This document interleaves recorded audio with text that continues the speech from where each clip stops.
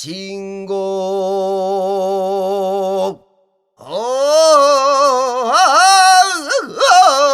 진검 와룡 성이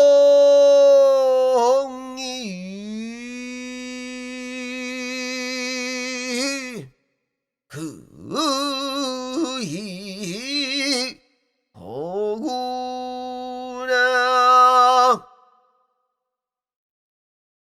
밤과 낮을 가릴 것 없이 후원의 정서가 이처럼 요염한 것은 비단 월매의 집 후원만은 아니다.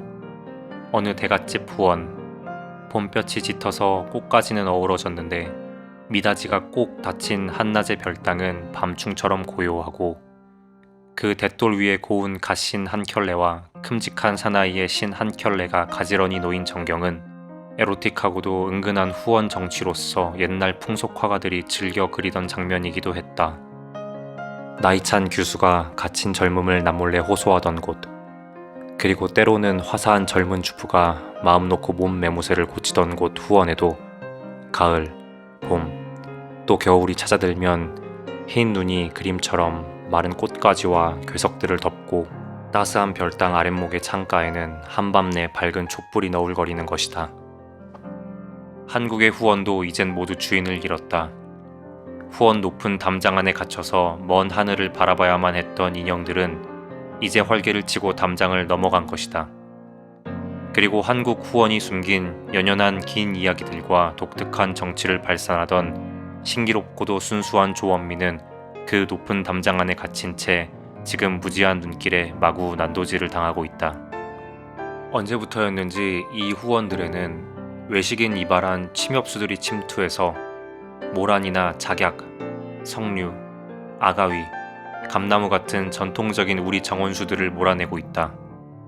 가는 곳마다 잘생긴 괴석들은 후원에서 학대를 받아 무리하게 자리를 옮기고 듬직한 장대석 계단들은 천박한 양회로 화장되어 가는 것이다. 지금 몇 개 안 남은 우리 후원의 아름다움도 우리 정원술의 전통도 이제 명맥이 위태로워진 것을 생각하면 진정 슬퍼지지 않을 수가 없다. 고래로 우리나라 정원에는 작고 큰 과목들과 화렵수들이 자리를 잡아서 봄이면 변화있는 실록과 꽃, 여름이면 풍성한 녹음과 열매를 맺고 가을이면 다시 홍엽, 그 뒤를 이어 겨울이면 빈 가지의 솟아난 숲의 아름다움 속에 설경을 즐겼다. 분별 없는 무딘 눈과 분별 없는 무딘 손들이 조상들의 명언을 송두리째 뒤덮고 유식한 외식의 손길이 이것을 함부로 더럽히는 것을 날마다 바라보면서 살아야 한다는 것은 확실히 불행한 일임에 틀림이 없는 것이다. 좋은 안목을 지닌 사색하는 눈들이 우리의 명언들을 건사하고 좋은 손을 가진 원정들이 흥겨워서 우리 정원의 혼탁한 때를 벗겨줄 때가 되면 우리 후원 별당에 겨울 한밤내 다시 촛불이 밝혀질 것인가. 뒤뜰난 정갈하고 양지 바른 곳에 자리 잡은 장독대, 그리고 그 위에 줄지어 앉은 독개 그릇들의 차림새나 그 언저리에서 풍기는 장내음만 가지고도 그 주부의 살림솜씨나 그 집안 가도를 능히 짐작할 수 있다고들 말한다. 말하자면 장독대는 마치 뒤뜰 안에 자리 잡은 그 집안 가도를 보이는 보임새 같은 것이기도 해서 예전부터 한국의 주부들은 이 장독 지례를 자랑 삼아왔다. 따라서 무의식 중에 잘생긴 한국 독개 그릇들의 아름다움에 반했고 이에 대한 신미안이 스스로 길러졌던 것이다. 터줏대감님 10월 상달에 상곡식 끝죄겨 검은 시루 앞다리 성가게 뒷다리 후가게 태산같이 감시하고 아무쪼록 최씨 가중에 말끝마다 향내 나고 웃음마다 꽃이 피고 낮이면 물을 맑히고 밤이면은 불을 밝혀 앉아서 삼천리 서서 구만리를 돌봐주소서. 동서남북에 팔도강산을 다녀도 최씨대주 실수 없이 해주시고 남대감은 저들이고 여대감은 여들여서 불어나고 늘어나게 해주소서. 봄, 가을 시루고사 때면 주부는 을에 이렇게 장독대 앞에 손을 싹싹 빌면서 글 외듯하는 무당의 고산말을 마음속으로 새겨보기도 하고, 괴로움이나 절절한 소원이 있을 때면 정화수 한 그릇 장독대에 받쳐놓고 별이 총총한 밤하늘을 우러르던 곳도 바로 이 장독대였다. 뜰이 넓은 집이면 이 장독대 둘레에는 을의 봉선화나 양귀위꽃 같은 키 작은 풀꽃들을 가꾸고 아침마다 한 번씩은 물걸레질을 해야만 마음이 개운해질 만큼 장독들은 아낙네들의 사랑을 받는다. 그리고 장독들은 해묵은 놈일수록 은근하고 점잖아 보이고 행주지를 많이 받는 놈일수록 길이 들어서 야릇한 윤기를 더하고 소리 없는 즐거움을 주인에게 희죽이 표시한다. 장독들은 때로는 시무룩하고 때로는 허전해하며 또 슬퍼할 줄도 안다. 말하자면 장독은 주인의 심정을 반영하는 거울의 구실도 하는 것이다. 슬플 때 바라보는 장독들은 일그러진 주인의 얼굴을 가슴 위에 비춘 채 초근히 젖어 보이고, 기쁠 때 바라보는 장독들은 마음이 부풀어서 아낙네들의 즐거움을 바라보면서 미소 짓는 것이다. 설이 찬 한밤내 달빛에 비추이는 장독대의 서정, 그리고 그 검정 그림자들의 화음은 소리 없는 한막의 시극이라고 할까. 서정주 씨의 시 기도에 저는 시방 꼭 탱 비인 항아리 같기도 하고 또 탱 비인 들녘 같기도 하옵니다. 주여, 저는 이렇게밖엔 당신을 부를 길이 없습니다. 한동안 더 모진 광풍을 제 안에 두시든지, 나르는 몇 마리의 나비를 주시든지, 반쯤 물이 담긴 도자기와 같이 하시든지 뜻대로 하옵소서.